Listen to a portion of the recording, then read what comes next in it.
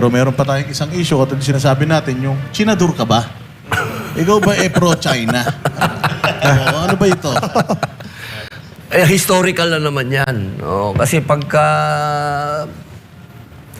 tayo'y nakinig lang sa mga balita ngayon, malulungkot tayo kasi parang hindi tayo bumabalik sa mga napag-usapan na ng gobyerno noon pa.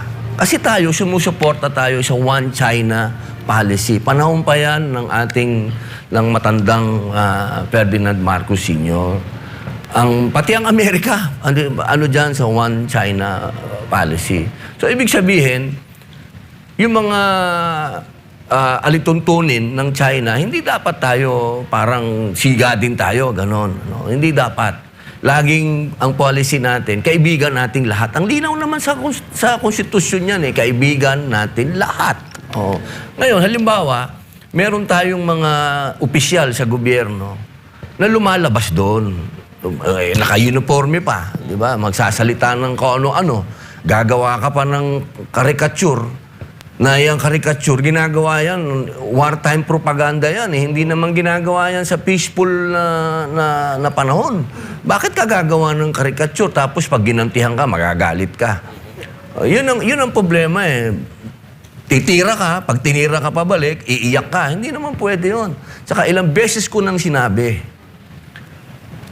bakit ba tayo pumapayag na binobomba ka ng tubig, hindi ka lumalaban? Naanin natin yung bomba natin ng tubig.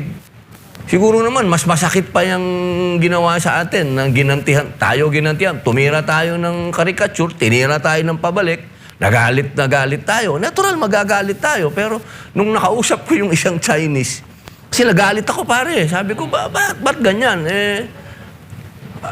Tayo naman, nung panahon ng tayo ay kinocolonize ng puti. Diba? Ang tawag sa atin yan, brown brothers brown monkeys. Little brown brothers. Diba? Ang tawag naman nila sa mga Hapon, yellow. Sa mga Chinese, yellow monkeys. So, sila nag-umpisa niyan. Okay? Biglang tumira yung China media ng ganyan. Kaya, sinabi ko doon sa China media, nakakalimutan nyo na ba na tinawag din kayong ganyan? Kinausap ako nung isang Chinese, sabi niya, sa kanila daw, hindi issue ang monkey. Kasi sa kanila, that's a God. Meron silang,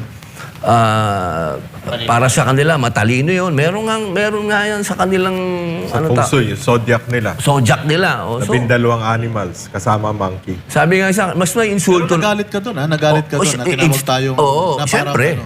Nag-ano kagad ako. Pero, kasi ako, pag nagalit, kailangan kausapin mo, di ba? Ano bang ginawa nyo? So, yun ang sinabi sa akin.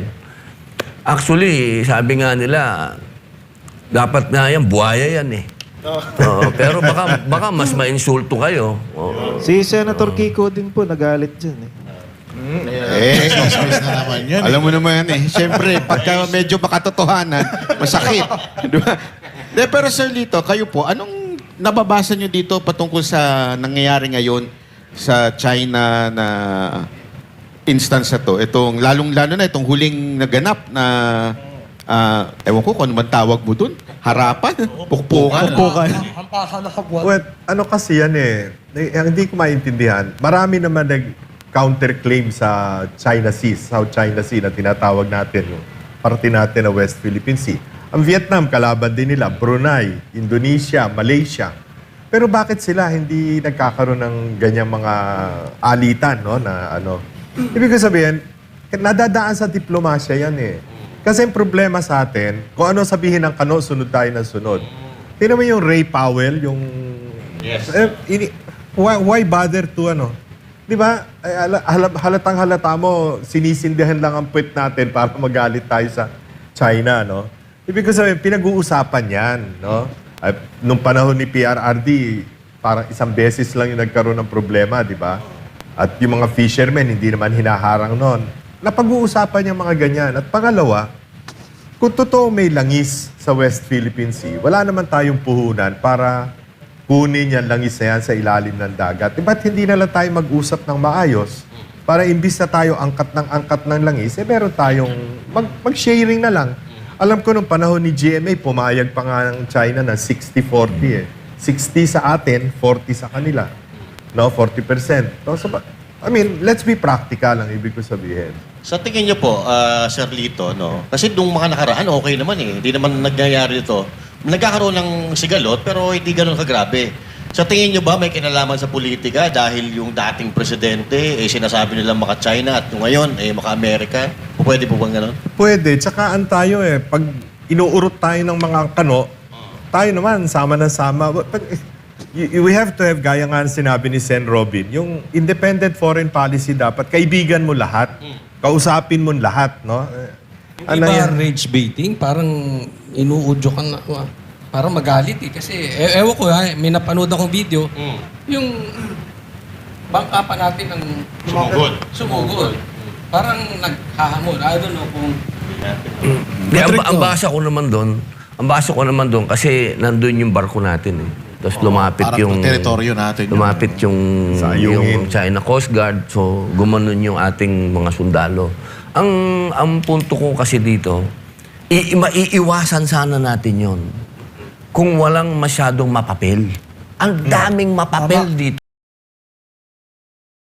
Tapos noon, nag-usap si Presidente Marcos at yung Chinese ambassador. Kinabukasan, nagpa-presko na naman yung saksakan ng papel na tao.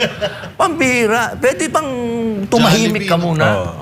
Hindi kaya, Senator, nakipag-usap yung presidente natin. Tapos yung tao mo biglang gagawa na ganun. Hindi kaya good cop, bad cop lang to? O... Sana wag ganun. Kasi hindi maganda tayo lumalabas na Di kaya may kausap. plano yan, Senator, na tumakbo, kaya mapapel? Sigurado. At ito pa, Sigurado. bakit hinahayaan ng Pangulo na magiging... Iyon ang na ganyan dapat yan? i-check. Kasi noong mga panahon na buhay pa yung unit team, lagi akong tumatawag kay SAP. Tinawagan ko si SAP dati nung sinabi ko, ano ba tong tao na ito? Humihirit na naman ng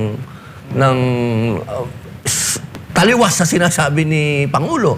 Katulad noon, sabi ni Pangulo, magbubukas tayo uli ng panibagong pag-uusap.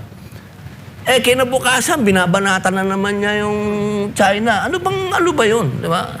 Para sa akin, makinig tayo sa mga patron natin na matagal na dito sa bansa. Ekonomiya. Bakit ba ang China walang singalot doon sa ibang sa mga nagkiklaim doon? Kasi ekonomiya na yung pinag-uusapan nila.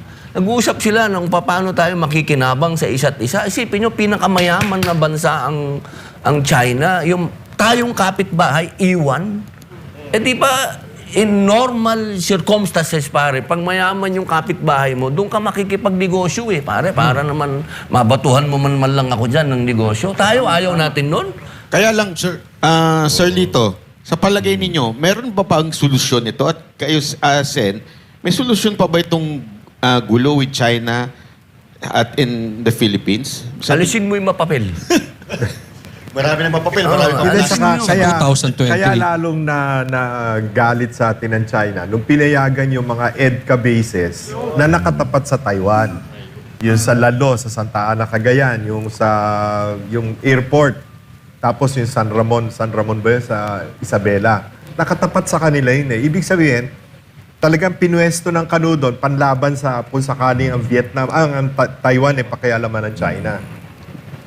Parte naman ng China yun Yun May yung one China policy. Yun dapat hindi dahil lumabas dun Pero Sir Lito, may karapatan ba ang Pangulo na anuhan si mapapel? Parang, uy, tama na yan, stop na yan. May kapangyarihan ba? So, siyempre. Lalong-lalo na, sir, di ba? Under siya ng DOTR. Executive yan.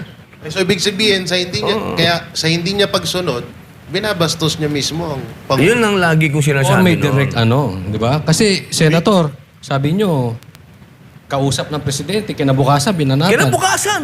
Same thing, ano ba sabi ng presidente? Ayaw niya sa impeachment, pero yung anak niya bumoto.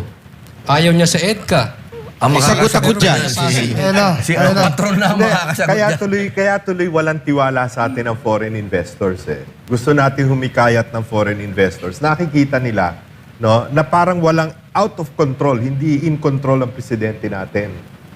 So paano ka makikipagnegosyo sa isang bansa na pabago-bago ang polisiya? So yan ang nangyayari. Vietnam, napakalaki na ng foreign investments na lahat ng bansa, pati US, nakalaban nila dati. tayo, katitingan, nakukuha nating foreign investments. Bumagsak pa po. Bagsak. Opo. Sign of weakness talaga yan. So, totoo nga siguro yung sabi-sabi na weak leader. Kasi uunahin mo yung mga nasasakupan mo, lalong-lalo na yung mga tao mo. Pero kung katulad nito, pero